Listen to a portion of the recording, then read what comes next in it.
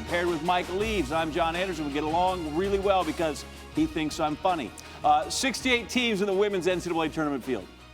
With all due respect to what we just saw, it's South Carolina and 67 others. The Natty will go through the Gamecocks, period. Yeah, and here's the thing. Such a distinction is earned. It's not given. Over the course of the last 386 days, Don Staley's crew has reeled off 42 straight wins, putting them 2 wins away from a second straight national title, which would make them just the 4th program to ever go back-to-back. But they did have to deal with the feisty Maryland squad at first. You get a trap here, turnover, and how about Faith Masonis for the layup that cuts the deficit to 1. And then the next possession for Maryland, Aliza Pazan gives the Terps the lead. A few minutes later, Lavender Briggs for 3.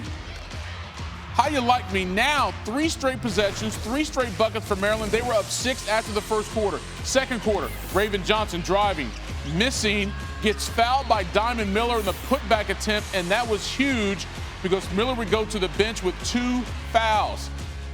We stay in the second. South Carolina down 1. Off the miss. They get it back inside to Aaliyah Boston. She puts that away. And then here, Zaya Cook. She's got room on the baseline. She creates space. And she wasn't done. Down low, out wide. Gamecocks outscored Maryland 23-9 in that second quarter to take an 8-point advantage at the half. We go to the third. Boston, how about that move? The quickness through the defense. She had 22 points, 10 rebounds, her 82nd career double-double. Next possession, Boston over to Victoria Saxon. She can't finish, ball loose. Cook can finish and finish with the best of them. A few minutes later, you can feel it.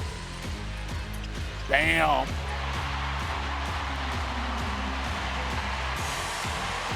Yeah, the crowd knows it. They're going to the Final Four for the 3rd straight year. Zaya Cook had 18 and 8. Don Staley, how about that squad, though? The fight. We had to make adjustments to how physical they were playing us, and we looked like deer in headlights. But once we said, it's time. It's time. You're getting hit in the mouth. At some point, you're going to have to hit back.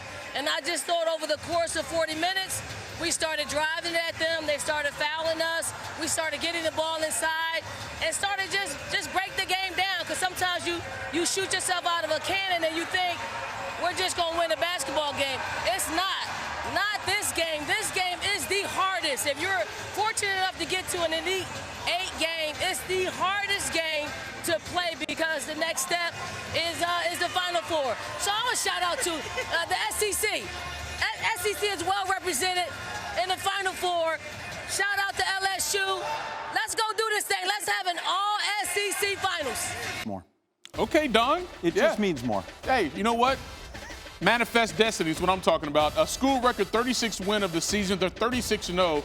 The 14th team now to enter the Final Four unbeaten. 2 wins away from becoming the first undefeated champion since UConn did it 7 years ago. Gamecocks, if you've been paying attention, typically win with their defense. Tonight, though, highest scoring game in the Elite 8 or later in program history. John. Noted rest enthusiast, Monica McNutt on SportsCenter. Right, she's resting so hard she couldn't walk all the way over to our studio. You made it for Mike. How come you can't do this for me? I thought we were friends. This was not my decision, Anderson. I actually have a whole skirt and high heels ready today, but it's fine. I'm here. Let's go. I figured because you got to get to Dallas in the Final Four in like 20 minutes. High heels, she brought me Crocs. What's up with that? Come on, let's get to it. There's too much family business on here. Maryland and SoCakalaka, the Terps were not scared. Where was it then the Gamecocks sort of just grinded this thing out and won it? It was the depth, Anderson. Look, after about 4 minutes in that ball game, you could see Don Staley almost do a wholesale substitution of her starters, right? She needed to get her squad together. I believe she left Zaya Cook in the game. But it was clearly one of those moments that was like, look, are y'all going to play ball the way that the South Carolina Gamecocks play ball or not? But when she did that, the second unit was able to find a little bit more energy and rhythm in the ball game. And so ultimately, when you look at the box score from this game, there were 12 players that saw time for the South Carolina Gamecocks. You had 3 that scored in comfortable double digits, Aaliyah Boston, Zaya Cook, and Bria Bill. So this group has the size, literally, in terms of Camila Cardoso and Aaliyah Boston inside, and they have the depth on the bench that they just keep coming at you in waves. And as good as Maryland was in the first half, they just couldn't sustain it over the course of 4 quarters. You touched on Dawn Staley. She looked surly throughout. There were times where she gave a look, and you're like, I want to duck, and I was just watching on TV. Does she have a genuine concern here with her team that's got her upset that she needs to coach here in the next couple of days before they get to Dallas? I don't think so, Anderson. I think you heard her in the sound there with Angel Gray talk about how difficult the Elite Eight game is in particular. I think in the beginning of that ball game, the focus maybe was not at the level that Dawn is accustomed to or even demands of her squad, if you prefer to use that language. But I don't think she needs to be alarmed because they fixed it. They got it right. For as intense as Dawn Staley is, post-game, I loved the sound from Zia Cook and Aaliyah Boston, who said that they understand their privilege of the opportunity to play for a legend, as they call Dawn, and I think most of us would agree. And so, no, in the big picture, I don't think she needs to be concerned. Will she continue to coach and demand greatness from her squad? Absolutely. Yeah, that was one of those, though, if looks could kill. Right there, she put some people down. You were loath to talk about it last night, but here we are.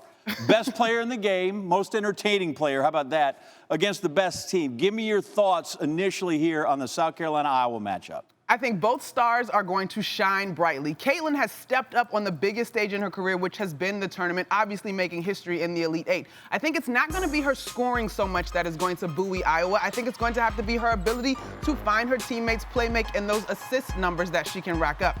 On the flip side, Aaliyah Boston is a steadying force. Obviously, the matchup you think of is her matchup with Monica Czinano. But overall, South Carolina, John, gets 30 points out of their bench. Iowa gets just 12. And so while Iowa executed to a perfection in their Elite Eight game, and we saw the display of depth for South Carolina in their Elite game, I think this thing could come down to the benches. We will see you and all the rest of your crew in Big D. While you're down there, you might want to take some time and help out Kyrie and Luka, because... Ooh, I'll get back to that after the tournament, John. Thanks for watching ESPN on YouTube. For live streaming, sports, and premium content, subscribe to ESPN+.